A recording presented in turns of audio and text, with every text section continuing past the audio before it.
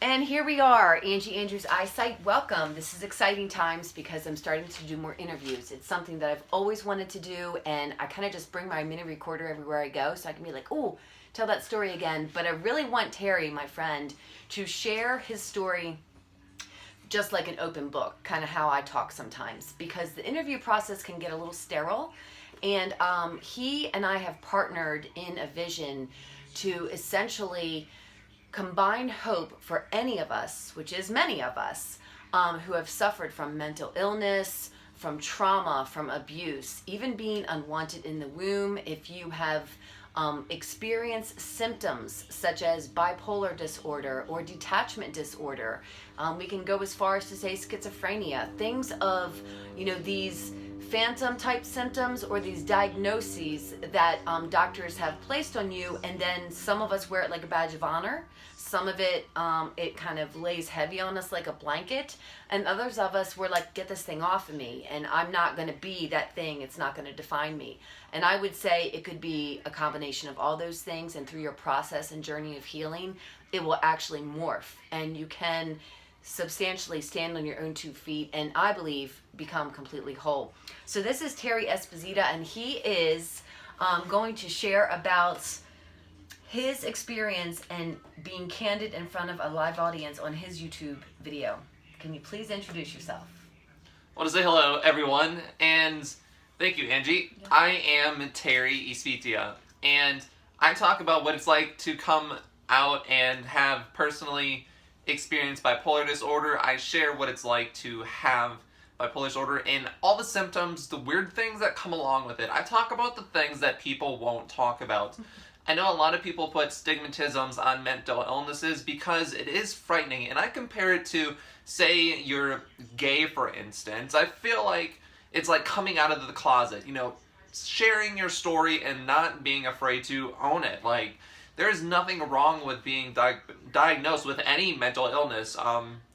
The thing that makes it scary is telling people about it. So I am going to be that voice, and you will hear everything that is associated with bipolar disorder. And I have already had some extinguishingly amazing influences. People have shared me their stories because I open them up. I open up and I make myself vulnerable. And I encountered this one female that had something like postpartum depression, where she experienced a mental break, and it was very correlating to what I dealt with. So yes, that's something that I talk about on our YouTube channel. The link is going to be in the description. It's more of a podcast kind of style, so be sure to check it out.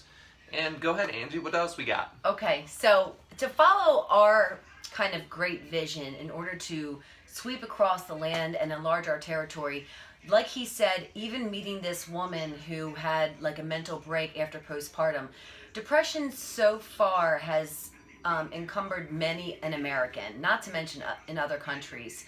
But here we have this big issue with self-hatred, and then we have a lot of people that are kind of funneling into studying different arenas in the mental health care line. One of the things is I really deal with female issues, coming from being unwanted in the womb myself, or dealing with the PTSD, which is a byproduct of trauma.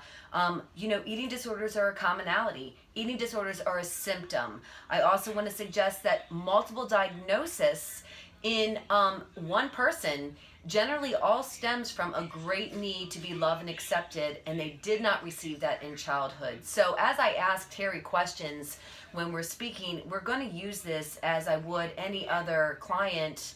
And when I do pastoral counseling, I'm not going to jam Jesus down anybody's throat, but to bring in an awareness that we are all spiritual beings, and we all have a right to live peacefully and abundantly. And it should come from addressing this bipolar diagnosis is something that doesn't define me. It's just a struggle, but I'm able to move through it. And we can do that through things like dream interpretation, tattoo, piercing interpretation, really opening up and reaching people like the gay community. These people that have not been able to maybe be themselves. There is a place for every single person on this planet to be able to freely express themselves. And our hope is to maybe join that. And so we were going to discuss as well, how do we reach a people group that basically has come from where we've come from rather than studying it? Because it's a different deal. I mean, I could go back and run the eating disorders clinic that I went through because none of those chicks had an eating disorder. They simply were therapists because they read a lot of books, and we were kind of laughing in their faces because we're like, you haven't walked in our shoes. And that's kind of important. It's not to say that we were meant to be bipolar or we were meant to suffer abuse. It's saying we're meant to overcome it and go back out and teach others how to overcome it too. Do you think the same way, or? Yeah, no, definitely. Like, we're definitely onto something, I believe. And I want to add a lot of the side effects that come with being diagnosed with a mental illness, more or less. If you do get prescribed medication, weight gain, eating disorders, so a lot of these things, even sexual dysfunctions, come with the medication. So I want you guys, anyone that's watching, to know that you're not alone. Like, these are symptoms and side effects of medications, or if you're doing this naturally, bravo to you, but there are many things that come along with the medication side effects. Right, and in my experience, I was that person that was on 37 different meds in 1 year's time, and I created a chemical sensitivity, and 6 years ago had to go cold turkey, stopped everything. So my issues as a therapist, I get therapy, all the best ones do, because to remain teachable, that's important that you're the best student. But I try to wean people off of anything that they're on so that they're not inhibited, so that they can get in touch with their inner family structures, that if there's a little child trapped within, which there is in most of us, that we can actually become our own best advocate by speaking to it. But there's no shame in you being on the medicine that's been prescribed and working within the confines of that. That's absolutely the first place that we would always start. So we are looking forward to making sure that we cover every identification that could be found in the DSMV, that could be just given out by a gynecologist or by your medical practitioner. We want to dive into psychiatry from our experiences, and we are looking forward to having many of you follow us.